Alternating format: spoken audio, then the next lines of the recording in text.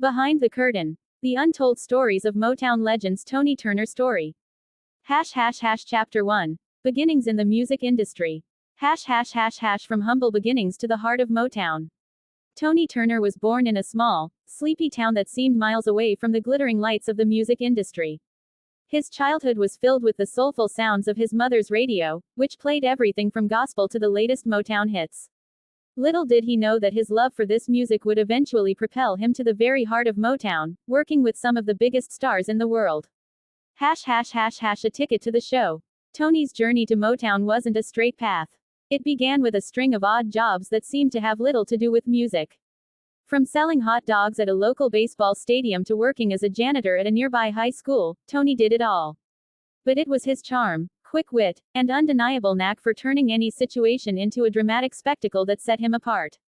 One fateful day, while sweeping floors at a local recording studio, Tony overheard a conversation that would change his life.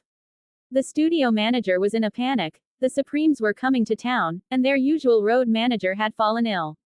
In a moment of sheer audacity, Tony stepped up and volunteered to fill in.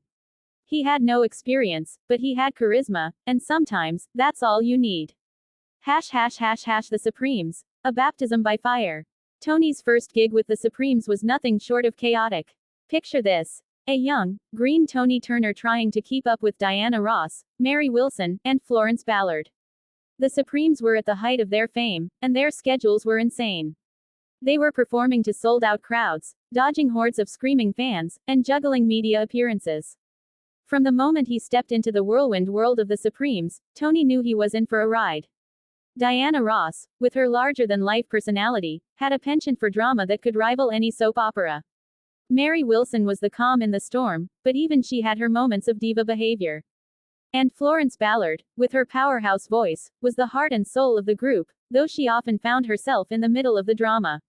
On Tony's first night, he found himself caught in a backstage spat between Diana and Florence. Diana, ever the diva, was upset about the stage lighting. It didn't highlight her enough, she claimed. Florence, never one to back down, retorted that the lights should highlight the one with the best voice. Tony, standing in the middle, could only watch in awe and horror.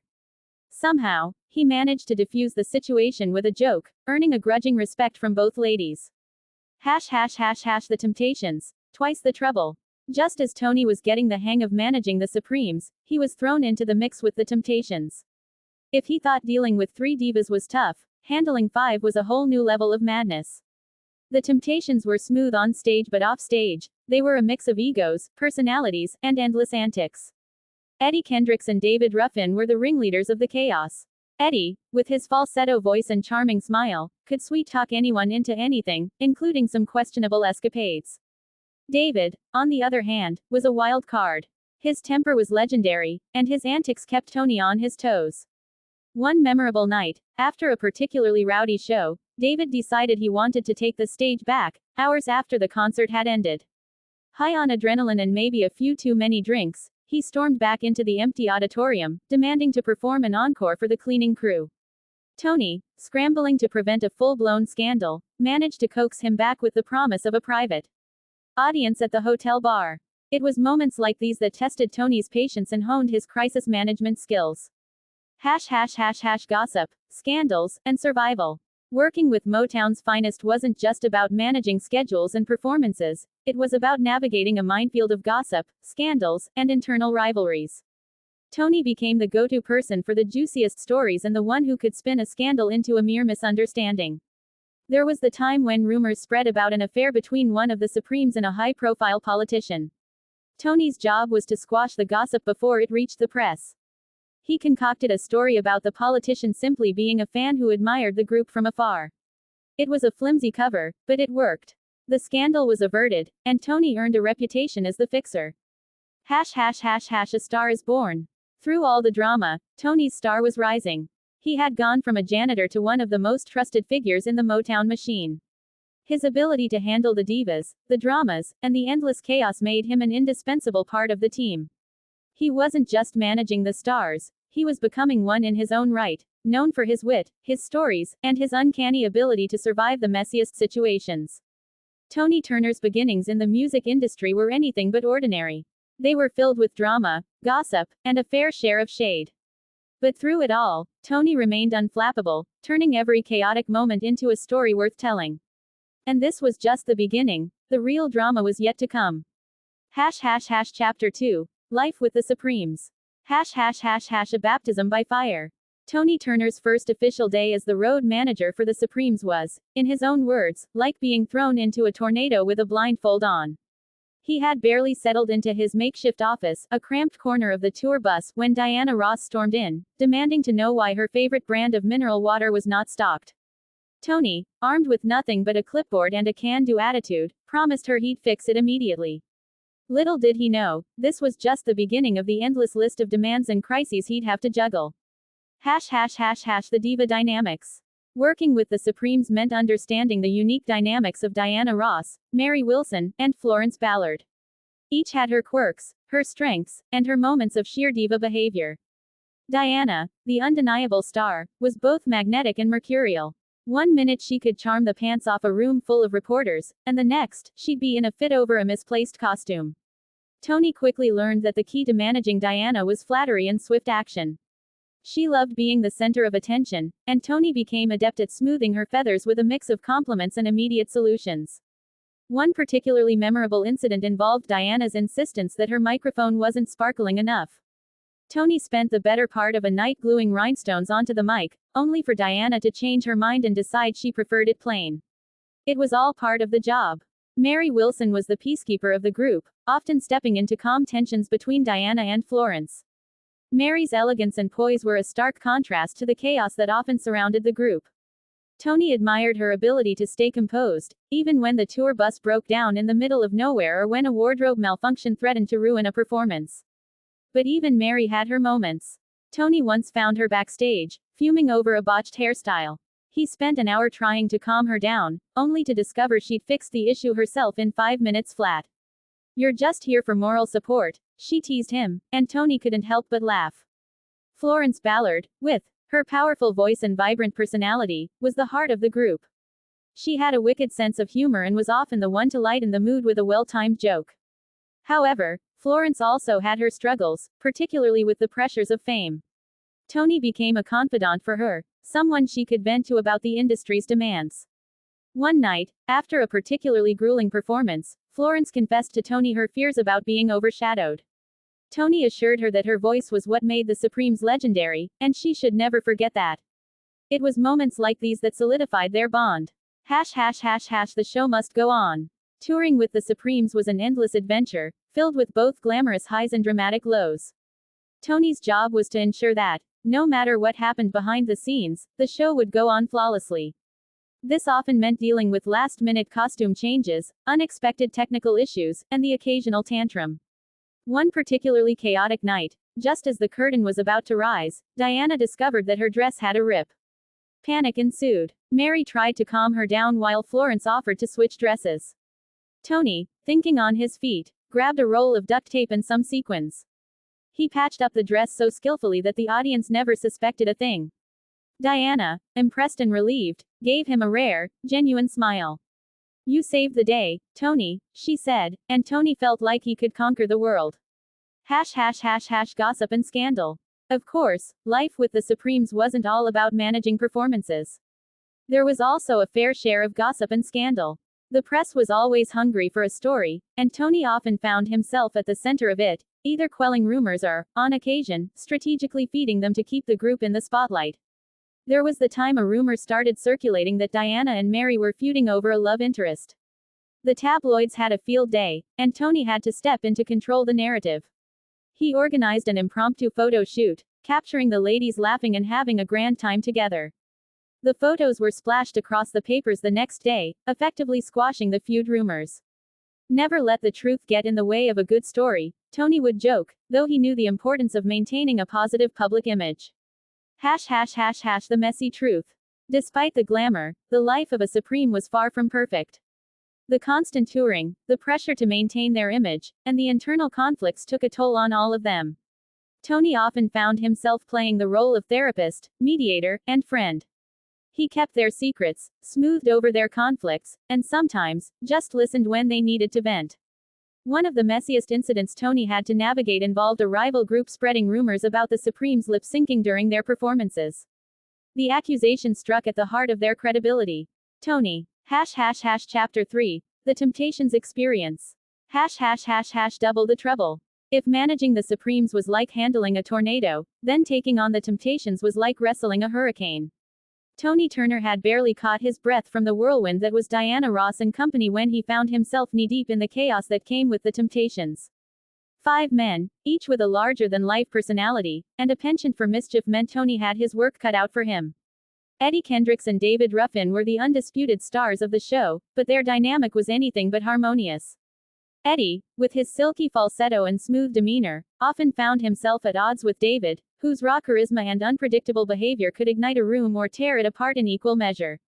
Tony quickly learned that the key to managing the Temptations was a delicate balance of diplomacy, humor, and a readiness to jump into action at a moment's notice. A night to remember. One of Tony's earliest and most memorable experiences with the Temptations came during a sold-out show in Chicago. Everything was going smoothly until, moments before taking the stage, David Ruffin discovered that his favorite pair of sunglasses was missing. What ensued was a tirade that could be heard from the dressing room to the back row of the auditorium. David refused to go on stage without them, declaring that he felt naked without his signature look. Tony, sensing a potential disaster, dashed through the backstage area, frantically searching for the elusive sunglasses. He finally found them perched on the sound technician's table, apparently left there during sound check. With seconds to spare, Tony rushed back and handed them to David, who put them on, straightened his jacket, and strolled onto the stage as if nothing had happened. The crowd went wild, oblivious to the backstage drama that had just unfolded. The Ruffin roller coaster. David Ruffin was a force of nature, and working with him was a roller coaster ride of highs and lows. One moment, he was charming and affable, and the next, he was volatile and unpredictable. Tony found himself constantly on alert, ready to manage whatever chaos David might stir up. One particularly chaotic incident occurred during a tour stop in Los Angeles. After a spectacular performance, David decided to throw an impromptu after-party in his hotel suite. What started as a small gathering quickly spiraled out of control as word spread, and soon the suite was packed with fans, musicians, and assorted hangers-on. The noise level rose, and so did the complaints from hotel management. Tony, summoned to handle the situation, arrived to find David in full swing, entertaining his guests with stories and spontaneous renditions of Temptations hits. Realizing that shutting down the party outright would only lead to a confrontation, Tony took a more subtle approach. He convinced the hotel manager to move the party to a private room in the basement, away from the other guests. David, initially resistant, eventually agreed, impressed by Tony's knack for finding solutions that allowed the fun to continue without causing a scene. Egos and antics. Managing the Temptations meant navigating a minefield of egos and antics. Each member had their quirks, and keeping them all happy was a Herculean task. Otis Williams, the group's unofficial leader, was the level-headed one, often acting as the mediator when tempers flared. Melvin Franklin, with his deep bass voice, was the gentle giant, beloved by all but occasionally prone to disappearing acts when the pressure became too much. Then there was Paul Williams, whose battles with alcoholism were an open secret. Tony spent many a night coaxing Paul back from Chapter 4, Writing and Revelations. A new chapter begins. After years of managing the backstage chaos of Motown's brightest stars, Tony Turner found himself at a crossroads. The road had been exhilarating, but it was also exhausting. The constant demands, the endless drama, and the pressure to keep everything running smoothly had taken its toll. Tony needed a new challenge, something that would allow him to share the incredible stories he had collected over the years. The idea to write a book came to him almost by accident. During a rare moment of downtime, he was recounting a particularly hilarious backstage incident to a friend, who remarked, "You should write a book, Tony. These stories are gold." The seed was planted, and Tony began to seriously consider it.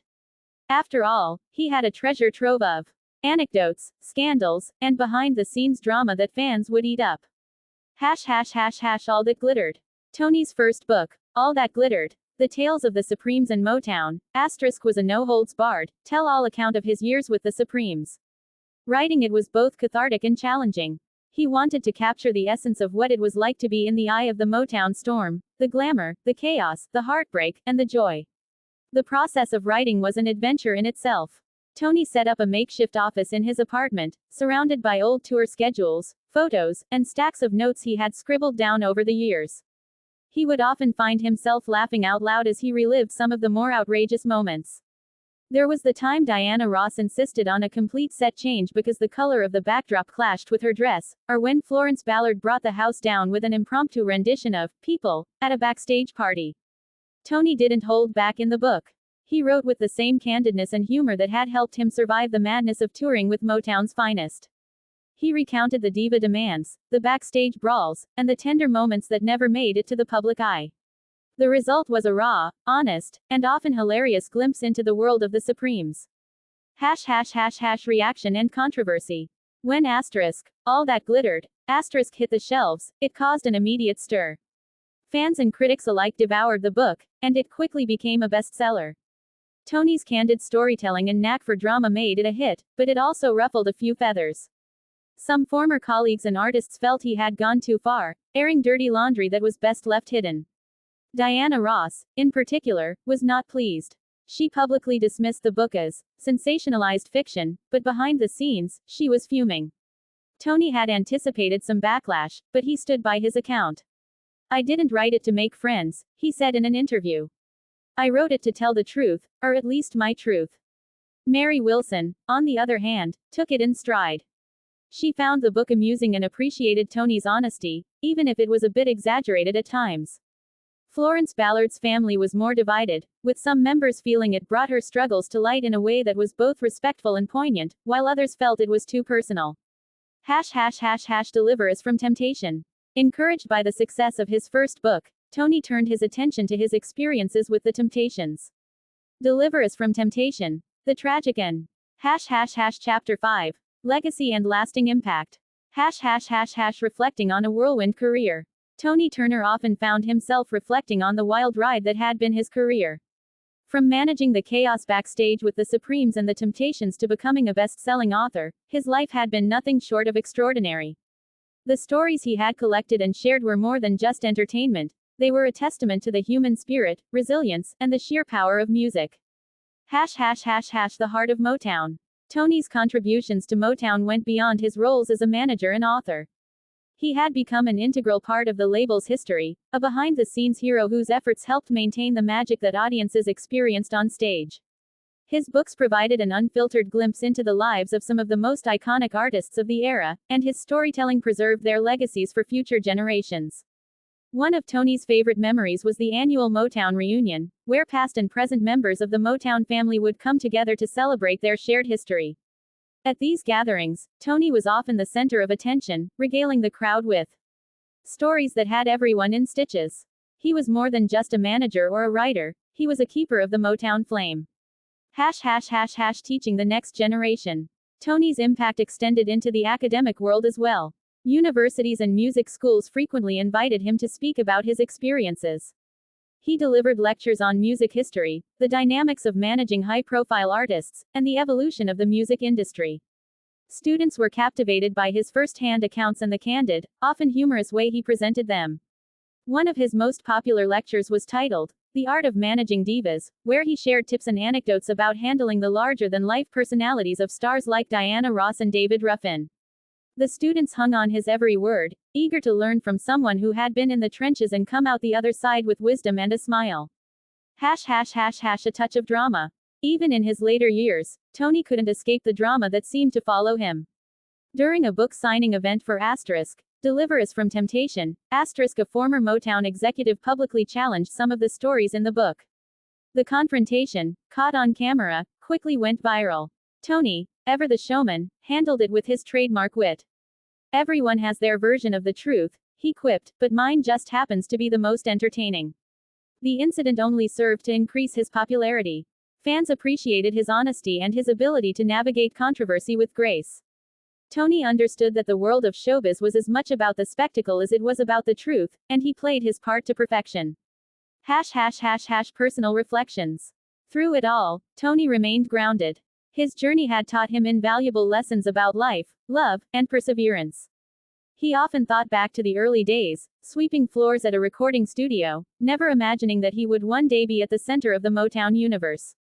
He was grateful for the opportunities he had been given and the people he had met along the way. Tony's personal life, while less publicized, was filled with its own moments of joy and heartbreak. He cherished his family and close friends, those who had supported him through the ups and downs. Despite the glamour and chaos of his professional life, Tony found solace in the simple pleasures, a quiet evening at home, a good book, and the company of loved ones. Introduction. Welcome to the world behind the curtain, where the glitz and glamour of Motown's golden era meet the raw, unfiltered reality of life on the road with some of the most iconic musical acts in history. As someone who had the privilege of being in the thick of it all, I'm excited to take you on a journey through the untold stories of the Supremes, the Temptations, and the many unforgettable moments that defined an era. Motown was more than just a record label, it was a cultural phenomenon that reshaped the music industry and left an indelible mark on society. At its heart were incredibly talented artists whose voices and songs became the soundtrack of a generation. But behind every hit record and sold-out show was a whirlwind of activity, drama, and human emotion that often went unseen by the public. My career with Motown began in a rather unconventional way. I wasn't born into the music industry, nor did I have a clear path laid out for me. Instead, I stumbled into it with a mixture of luck, audacity, and a deep love for music. From sweeping floors in a recording studio to managing the intricate dynamics of the Supremes and the Temptations, my journey was as unexpected as it was exhilarating. In these pages, you'll find stories that are funny, dramatic, and sometimes downright messy. You'll get a glimpse of the backstage battles, the diva demands, and the moments of pure magic that made it all worthwhile. You'll meet larger-than-life personalities like Diana Ross, whose charisma could light up a room, and David Ruffin, whose raw talent was matched only by his unpredictability. You'll also see the quieter moments, the struggles, and the humanity of these legendary artists. Writing this book has been a labor of love, a chance to relive some of the most incredible experiences of my life and to share them with you. It's my way of preserving the legacy of Motown and the artists who made it great. These stories are not just about the music, they're about the people who created it and the world they navigated to bring it to us.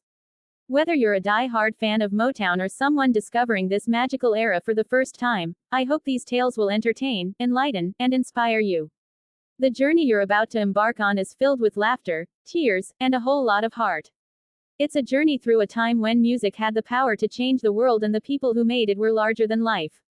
So, sit back, relax, and let's dive into the untold stories of Motown's brightest stars. Welcome to the world behind the curtain. Spencer Whitelow.